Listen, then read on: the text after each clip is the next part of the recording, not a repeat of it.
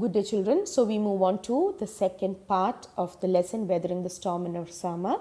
In the first part, we saw how Prashant, the protagonist, was visiting his friend in Ersama, and while there, he witnesses the super cyclone which hit Orissa in October 1999, and he was stranded on top of the roof of his friend's house along with his friend and their family, and they had to witness the extreme destruction caused by the super cyclone. They saw dead bodies floating around of animals and human beings, and once the rain had reduced and almost stopped, Prashant decided to get back to his village, which was 18 kilometers away, and he started his journey to his village. On his way, he was accompanied by two friends of his uncle, and they as a group passed from one village to another and saw the destruction caused by the cyclone in each village. And finally, they reach there where Prashant reaches his village, Kalikuda, and over there he sees that his house is completely shattered. There was nothing absolutely left of his house, and almost all the belongings were floating around or got stuck on a tree near their house. And he goes to the Red Cross shelter and to find his family, and there he comes across his maternal grandmother and his extended family. On getting news that he has arrived, they come to meet him, his siblings, his uncles and aunts. Now moving on. By the next morning, as he took in the desperate situation in the shelter, he decided to get a grip over himself. He sensed a deathly grief settling upon the 2,500 strong crowd in the shelter. 86 lives were lost in the village. All the 96 houses had been washed away. It was their fourth day at the shelter. So far they had survived on green coconuts, but there were too few to go around such a tumult of people. So Prashant, by the next morning, took in the desperate situation in the shelter, and he decided to get a grip over himself.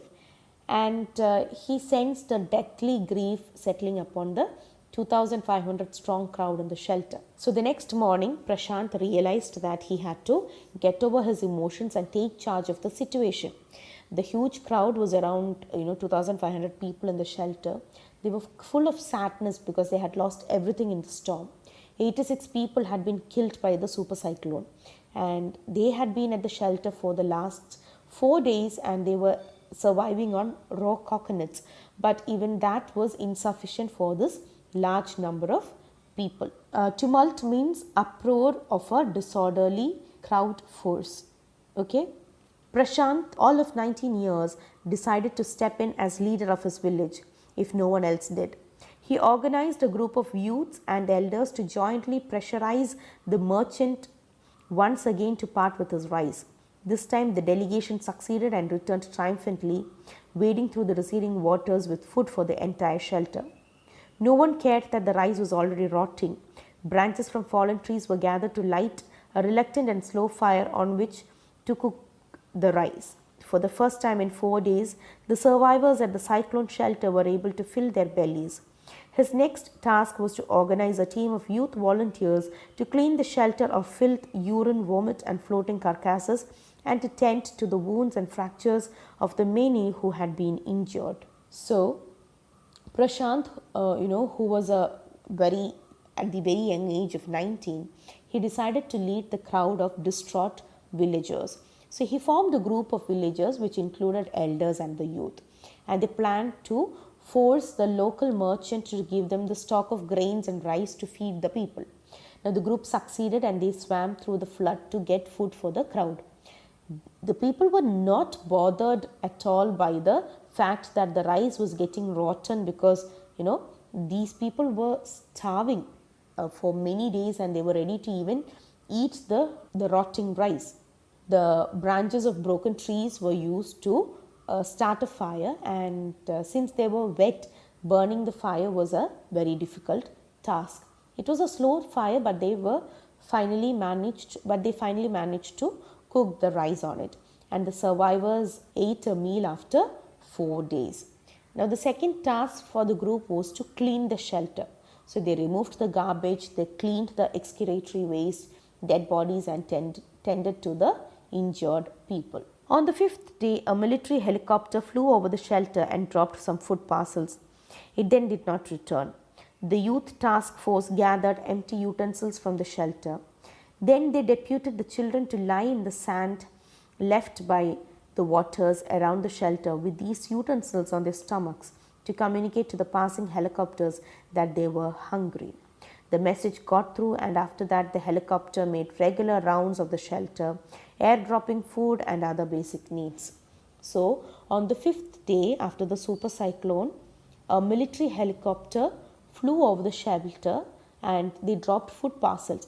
And this helicopter did not return later, but the people at the shelter needed food.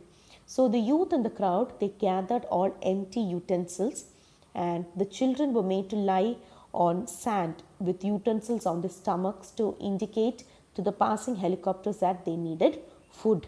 And the helicopters received this message and they returned with food and other necessities for the crowd at the shelter.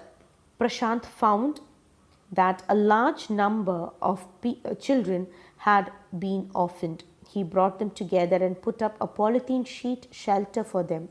Women were mobilized to look after them, while the men secured food and materials for the shelter. So, a large number of children had been orphaned, or they had either lost one or both of their parents to the super cyclone, and Prashant put them together under a polythene sheet, and the women in the shelter were given the duty to take care of the children, and the men arranged food for everyone.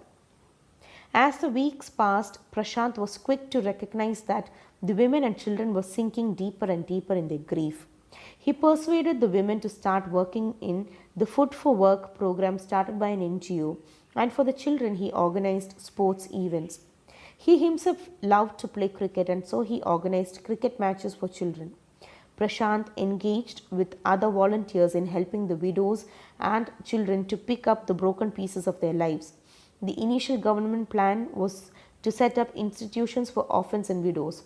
However, this step was successfully resisted, as it was felt that in such institutions, children would grow up without love and widows would suffer from stigma and loneliness. Prashant's group believed orphans should be resettled in their own community itself, possibly in new foster families made up of childless widows and children without adult care. So, here the sadness of the children and women in the shelter was growing with each passing day. So, Prashant requested to the women to work in the NGO called Food for Work, and in order to keep the children busy, he organized sports events for them. So he took help of other volunteers to help the widows and orphans to return to normal lives. The government had actually proposed to set up a separate institution for widows and orphans, but this proposal was successfully rejected by Prashant, because he felt that these separate institutions will never help the orphan children, nor would they be beneficial for the widows. So these volunteers wanted to settle the orphaned children and widows in foster families. Foster family means a family which provides custody or guardianship for children whose parents are dead or unable to look after them.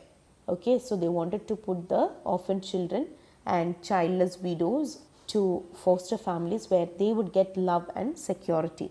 Stigma means disgrace here. Okay. It is 6 months after the devastation of the super cyclone. This time, Prashant's wounded spirit has healed simply because he had no time to bother about his own pain. His handsome, youthful face is what the widows and orphan children of his village seek out most in the darkest hour of grief. So, after 6 months of the disaster, Prashant had come out of the grief of losing his mother because he was engrossed in helping others that he forgot his own pain. All the widows and orphans looked up to him in their time of grief, and so he learned to come out of his gloom and smile.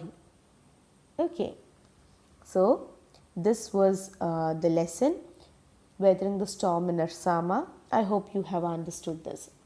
Thank you, children.